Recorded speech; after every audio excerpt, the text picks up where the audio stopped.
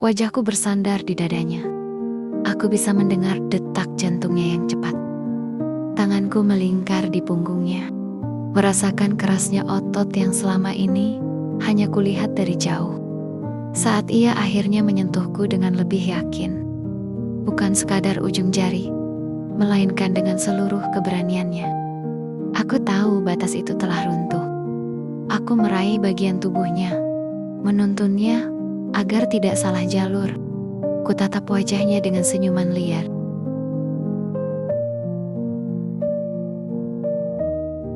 Aku adalah istri pertama.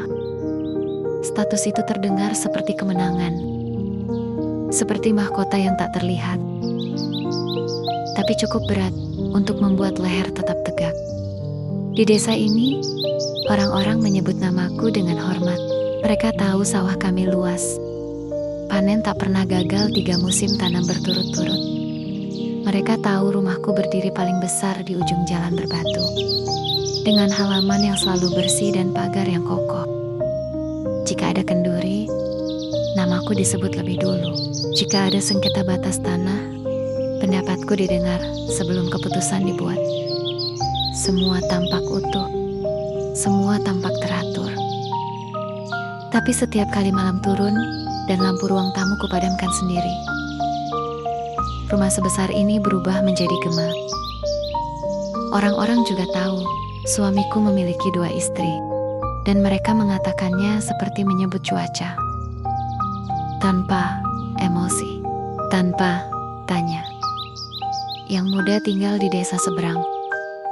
Rumahnya lebih baru, catnya lebih cerah, tirainya masih wangi toko. Ia hampir 20 tahun lebih muda dariku.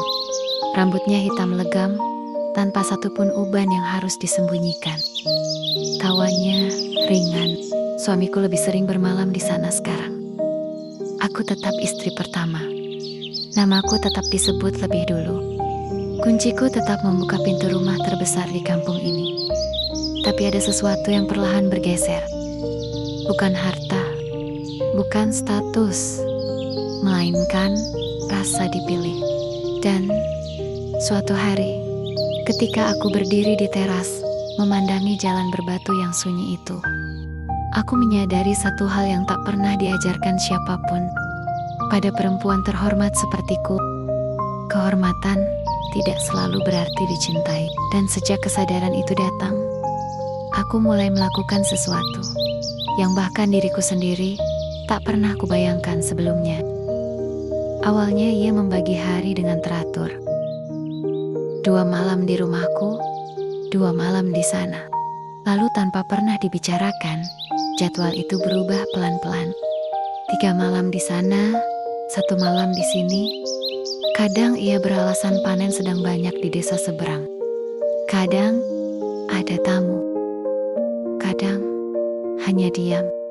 Sedangkan aku tinggal di rumah besar ini, bersama halaman luas, pohon mangga tua, dan suara angin yang terlalu jelas terdengar setiap sore. Rumah ini dibangun saat pernikahan kami memasuki tahun ke-5. Dulu aku bangga berjalan dari ruang ke ruang, menatap perabot, memilih tirai, mengatur dapur. Aku membayangkan rumah ini akan dipenuhi anak-anak yang berlari, tawa, ribut kecil, panggilan emak dari berbagai sudut. Kami hanya dikaruniai 1 anak laki-laki. Kini ia merantau ke kota. Pulang setahun sekali, itu pun tak lama. Selebihnya, rumah ini milikku sendiri. Rumah besar tidak selalu berarti ramai. Justru sebaliknya, ia memperbesar gema kesepian. Langkah kakiku memantul di lantai keramik. Bunyi sendok yang terjatuh terdengar berlebihan. Bahkan detak jam dinding terasa seperti pengingat bahwa waktu berjalan terlalu lambat. Setiap pagi, aku bangun sebelum subuh. Kebiasaan lama yang tak pernah hilang. Aku tetap menyiapkan sarapan, meski tak selalu ada yang memakannya. Aku tetap menyapu halaman, menyiram tanaman. Semua aku lakukan seperti dulu, seolah hidup masih penuh. Padahal yang berubah bukan rumahnya. Yang berubah adalah perhatian. Awalnya aku baik-baik saja. Setidaknya begitu yang kupercayai. Aku belajar menjadi perempuan yang mengerti keadaan di desa. Perempuan yang banyak menuntut, sering dianggap tidak tahu diri. Aku tak ingin jadi bahan bisik-bisik. Aku mengerti pembagian waktu, mengerti alasan lelaki, mengerti bahwa suami punya hak, mengerti bahwa perempuan harus sabar. Aku mengerti bahwa usia membuat perempuan perlahan digeser dari pusat perhatian. Aku mulai melihat diriku di cermin, garis halus di sudut mata, uban tipis yang harus kututup dengan pewarna, kulit yang tak lagi sekencang dulu. Tidak buruk, hanya berbeda. Tapi perbedaan itu terasa ketika suamiku menatapku sekilas, lalu kembali menunduk pada ponselnya. Atau ketika ia lebih banyak tersenyum saat menerima telepon dari desa seberang. Aku masih istrinya, sah, diakui, dihormati. Namun perlahan aku merasa seperti perabot lama, yang tetap dipertahankan karena sejarah, bukan karena keinginan. Tapi mengerti tidak sama dengan menerima. Ada malam-malam ketika aku terbangun dan menyadari sisi ranjang terlalu dingin. Ada sore di mana ketika aku duduk di teras dan melihat pasangan muda lewat, lalu hatiku teriris oleh sesuatu yang tak bisa kujelaskan. Aku tidak cemburu secara kasar, tidak pernah marah besar, tidak pernah mengamuk. Justru itu yang membuat semuanya terasa lebih sunyi. Karena kemarahan bisa didengar, kesepian tidak. Aku mulai berbicara lebih sering pada diriku sendiri. Bertanya, kapan terakhir kali aku dipeluk tanpa tergesa? Kapan terakhir kali aku ditatap sebagai perempuan, bukan sebagai kewajiban? Status istri pertama membuatku dihormati, tapi tidak otomatis membuatku dicintai seperti dulu. Dan di dalam rumah besar ini, di antara dinding yang menyimpan terlalu banyak kenangan, aku perlahan menyadari satu hal yang paling jujur. Aku belum selesai menjadi perempuan. Aku hanya terlalu lama berpura-pura tidak membutuhkan apa-apa. Tubuhku belum tua. Wajahku masih sering dipuji awet muda.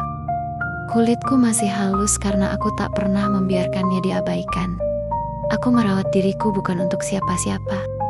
Tapi setidaknya begitu yang selalu kukatakan pada diri sendiri. Tapi mungkin jauh di dalam hati, setiap perempuan tetap ingin dilihat. Sampai suatu hari, ia datang. Buruh tani itu. Ia tidak membawa apa-apa selain cangkul dan kesederhanaannya. Bajunya biasa saja, kadang kusut oleh kerja. Tangannya kasar, kukunya sering menyimpan sisa tanah. Tapi tubuhnya adalah tubuh yang dibentuk oleh matahari dan beban, bukan oleh kesombongan. Lengannya keras, punggungnya tegap, dan cara ia berjalan selalu lurus, tanpa basa-basi. Ia tidak tahu caranya memikat. Ia bahkan terlalu jujur untuk menyadari bahwa dirinya menarik. Dan justru itu yang membuatku memperhatikannya lebih lama.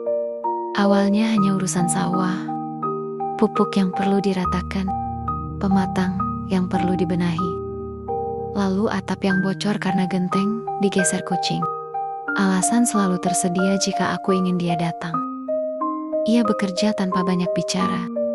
Keringatnya jatuh ke tanah, seperti air yang kembali pada asalnya.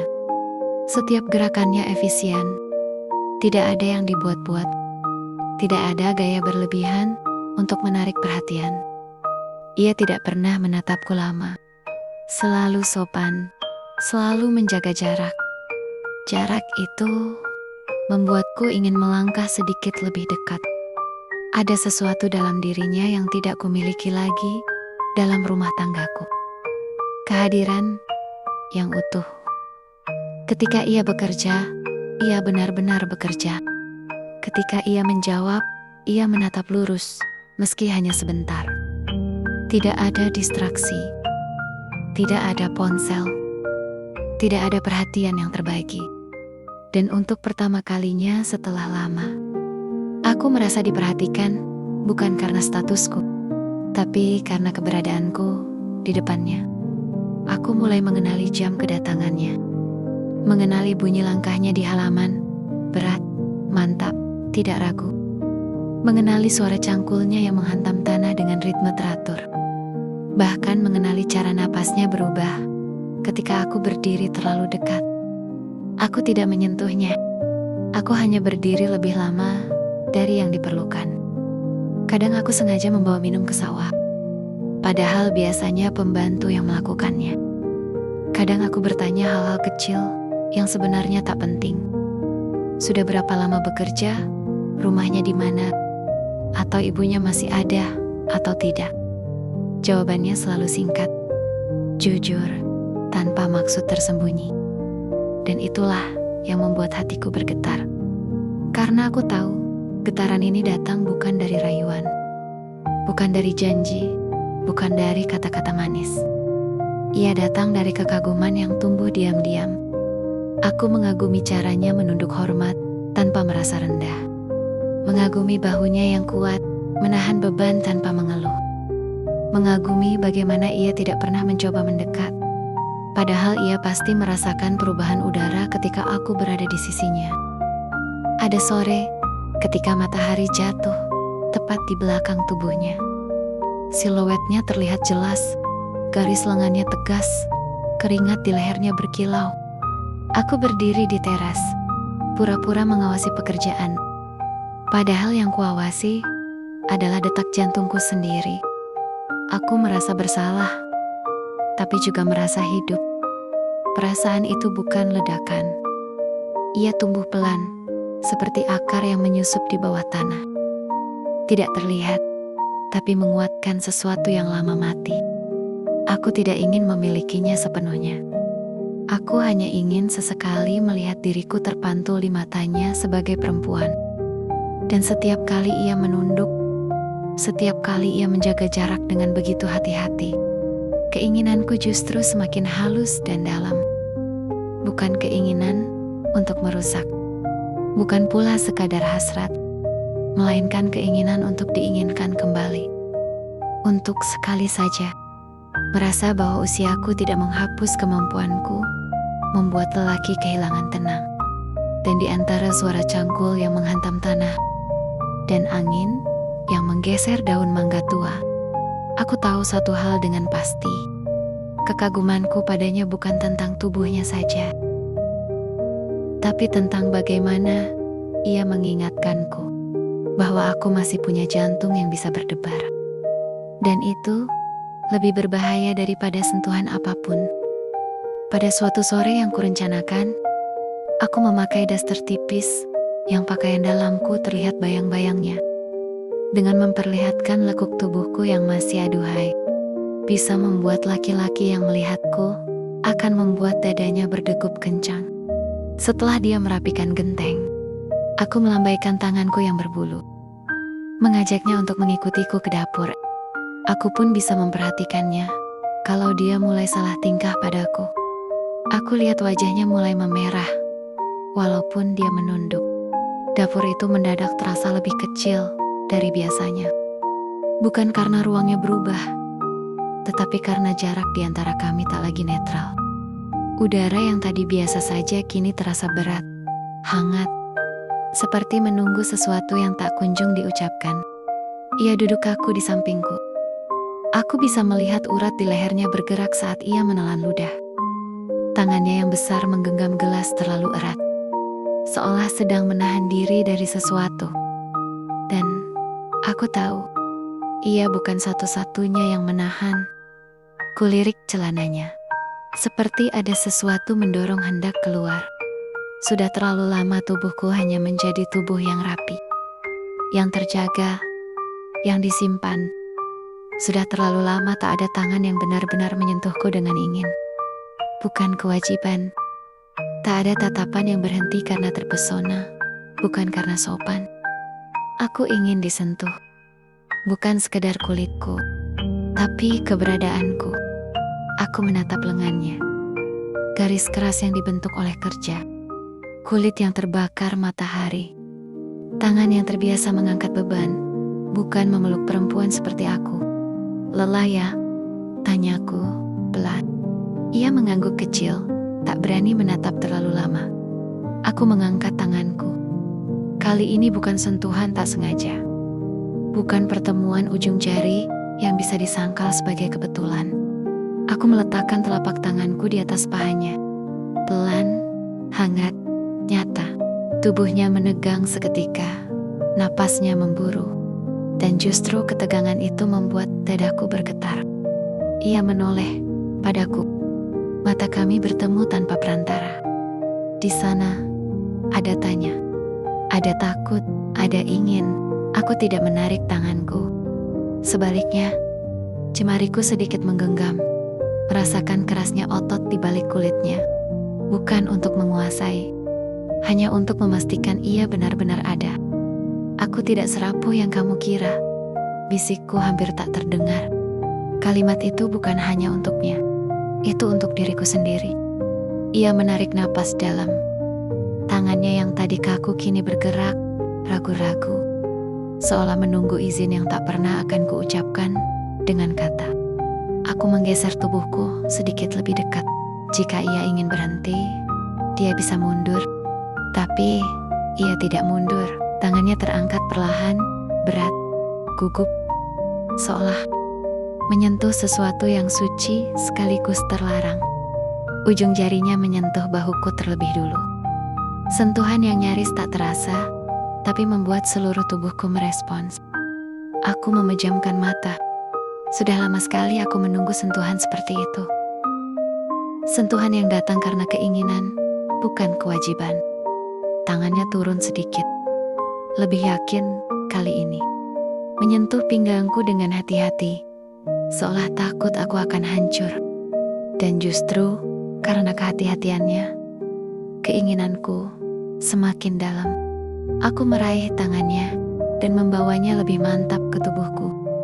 Bukan kasar, bukan tergesa. Hanya memastikan ia tahu bahwa aku tidak sedang dipaksa.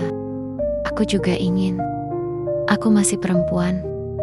Kataku lirih, napasku bergetar. Tangannya kini tak lagi ragu. Ia memelukku, kaku pada awalnya, lalu perlahan melebur. Dada kami bertemu, panas tubuhnya merambat melalui kain tipis yang kupakai. Itu bukan pelukan yang liar. Itu pelukan dua manusia yang terlalu lama sendirian. Wajahku bersandar di dadanya. Aku bisa mendengar detak jantungnya yang cepat. Tanganku melingkar di punggungnya. Merasakan kerasnya otot yang selama ini hanya kulihat dari jauh. Saat ia akhirnya menyentuhku dengan lebih yakin. Bukan sekedar ujung jari, melainkan dengan seluruh keberaniannya. Aku tahu batas itu telah runtuh. Aku meraih bagian tubuhnya, menuntunnya agar tidak salah jalur. Kutatap wajahnya dengan senyuman liar. Bukan karena dipaksa, bukan karena dirayu. Tapi karena terlalu lama kami berdiri di tepinya. Apa yang terjadi setelahnya, bukan ledakan yang kasar. Bukan kegilaan tanpa arah. Hanya dua kesepian, yang akhirnya menemukan tempat untuk saling bersandar. Dan di antara napas yang bertaut dan waktu yang terasa berhenti, aku menyadari satu hal yang paling jujur. Aku tidak sedang mencari lelaki muda itu. Aku sedang mencari diriku sendiri. Yang dulu pernah merasa diinginkan, dipeluk, dan dipilih. Dan sore berwarna tembaga itu. Untuk pertama kalinya setelah bertahun-tahun, tubuhku tidak lagi hanya menjadi bagian dari masa lalu. Ia kembali hidup.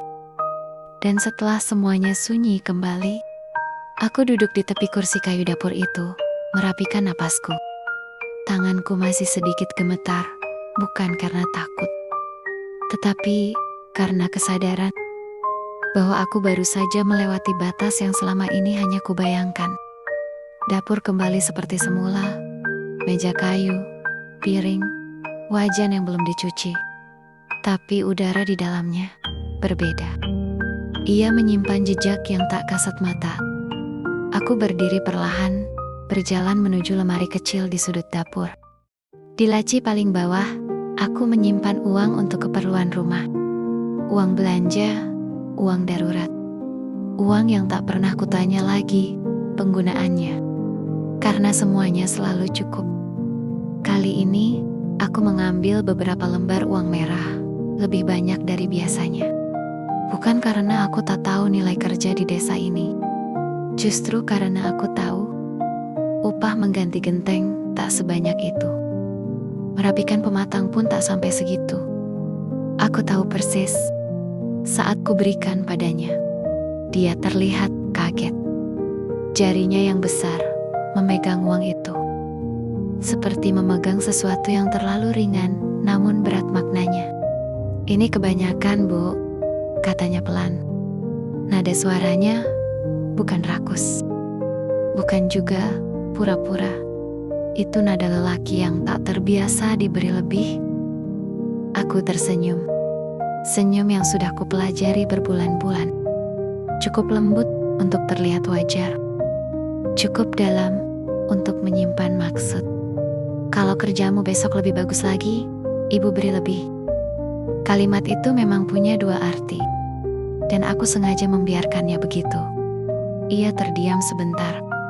Aku bisa melihat pikirannya bekerja, antara merasa beruntung dan merasa was-was, antara menerima sebagai rezeki atau membaca sesuatu di baliknya.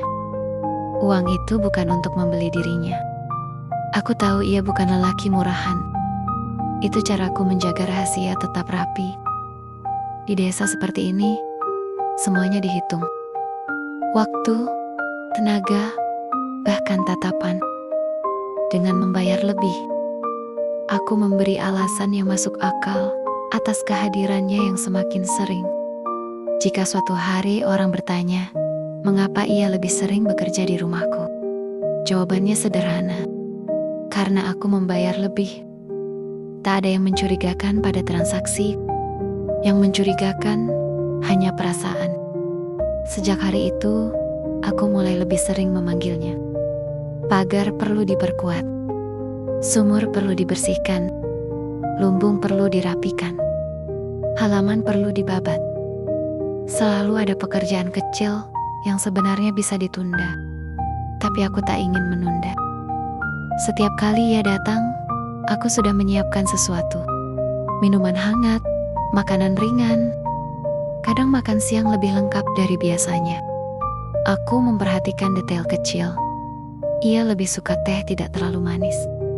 Ia makan cepat jika malu, lebih pelan jika aku duduk menemaninya. Dan setiap kali pekerjaannya selesai, upahnya selalu sedikit lebih banyak. Ia mulai terbiasa, meski tetap menunduk saat menerimanya. "Terima kasih, Bu." Ucapan itu sederhana, tapi ada sesuatu yang berubah di sana. Ia tak lagi secepat dulu pergi setelah dibayar. Kadang ia duduk sebentar di teras. Kadang ia membantu memindahkan barang tanpa diminta. Ia mulai merasa nyaman, dan aku merasakannya. Aku melihat cara ia melirik halaman rumah sebelum pulang. Cara langkahnya melambat saat melewati dapur. Cara napasnya sedikit lebih berat jika aku berdiri terlalu dekat. Aku tidak pernah memaksanya tinggal. Aku hanya membuatnya tak terburu-buru untuk pergi. Uang memang bukan segalanya. Tapi di desa ini, uang adalah alasan yang paling aman. Dengan membayarnya lebih, aku memberinya keuntungan tanpa harus meminta apapun secara terang-terangan. Namun jauh di dalam hati, aku tahu, aku sedang melakukan sesuatu yang lebih dari sekedar transaksi. Aku sedang membangun kebiasaan. Kebiasaan datang ke rumahku. Kebiasaan duduk di dapurku. Kebiasaan menerima lebih dariku. Dan kebiasaan, jika dipelihara cukup lama, bisa berubah menjadi kebutuhan. Saat ia pamit dan mencium tanganku sore itu, aku merasakan sesuatu yang aneh. Tanganku dingin, tapi dadaku hangat. Langkahnya menjauh dari rumah besar ini. Tapi, aku tahu sebagian dirinya akan kembali. Bukan hanya karena upah, bukan hanya karena pekerjaan, melainkan karena di rumah ini, Dia tidak hanya menjadi buruh, ia menjadi lelaki yang ditunggu. Dan untuk pertama kalinya, sejak suamiku membagi hari-harinya dengan perempuan lain, aku tidak merasa sebagai yang ditinggalkan. Aku merasa sebagai perempuan yang memilih. Rumah ini masih besar, masih sunyi. Tapi saat ini, sunyi itu punya strategi dan rahasia yang dirawat dengan hati-hati. Seringkali lebih bertahan lama daripada cinta yang diumbar terang-terangan. Aku tidak pernah menyangka kebahagiaan datang dalam bentuk yang sederhana. Bukan dalam janji, bukan dalam kepemilikan, bukan dalam status, melainkan dalam kehadiran seseorang yang mengetuk pagar rumahku setiap pagi dengan tangan penuh tanah, membawa tenaga dan kesungguhan tanpa banyak bicara. Ia hanya buruh tani. Tangannya kasar, kulitnya legam oleh matahari. Bajunya sering berbau jerami dan keringat. Tapi setiap kali ia berdiri di halaman rumahku, ada sesuatu dalam diriku yang terasa hidup kembali. Bukan karena ia lelaki muda, bukan pula karena ia berbeda dari suamiku, melainkan karena di hadapannya, aku tidak sedang dibandingkan. Ia memanggil kubu dengan hormat, tapi tatapannya tidak pernah merendahkan. Tidak ada bayangan istri muda di matanya. Tidak ada hitungan usia. Ia melihatku sebagaimana aku berdiri hari itu utuh, nyata, hadir. Dan aku mulai melihat diriku sendiri dengan cara yang baru. Saat ia bekerja di halaman, aku sering memperhatikannya dari jendela dapur. Cara ia mengangkat karung dengan sabar. Cara ia membersihkan lumpur dari kaki sebelum naik ke teras. Cara ia menerima minuman dariku dengan 2 tangan.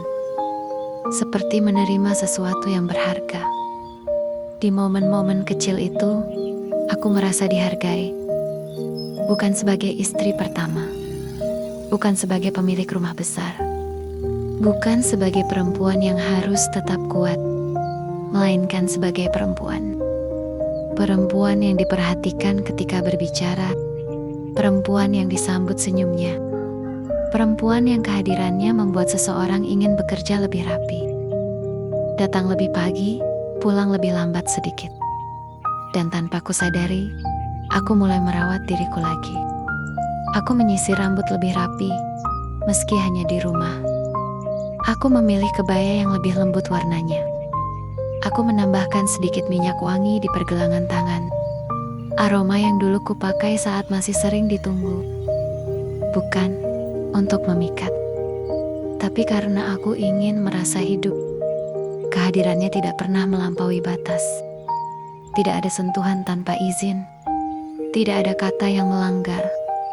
Namun justru dalam jarak itulah aku menemukan sesuatu yang lebih dalam daripada sekadar gairah. Aku menemukan pengakuan bahwa aku masih bisa membuat seseorang merasa nyaman, bahwa aku masih bisa memilih. Dan perlahan aku sadar, kebahagiaan ini bukan tentang dia semata. Ia hanyalah cermin. Cermin yang memantulkan kembali nilai diriku yang sempat pudar. Cermin yang mengingatkanku bahwa usia tidak mencabut daya, hanya mengubah bentuknya. Cermin yang membuatku berdiri lebih tegak, berjalan lebih pelan, berbicara lebih yakin. Untuk pertama kalinya dalam waktu yang lama, aku tidak merasa menunggu. Aku merasa menjalani. Rumah ini memang masih besar, masih sunyi. Namun kini setiap langkah di lantainya tidak lagi menggema kosong. Ada rasa hangat yang tinggal, bahkan ketika ia telah pulang membawa upahnya. Dan mungkin pada akhirnya, kebahagiaan seorang perempuan tidak selalu datang dari siapa yang memilihnya. Kadang ia datang dari keberaniannya memilih kembali dirinya sendiri.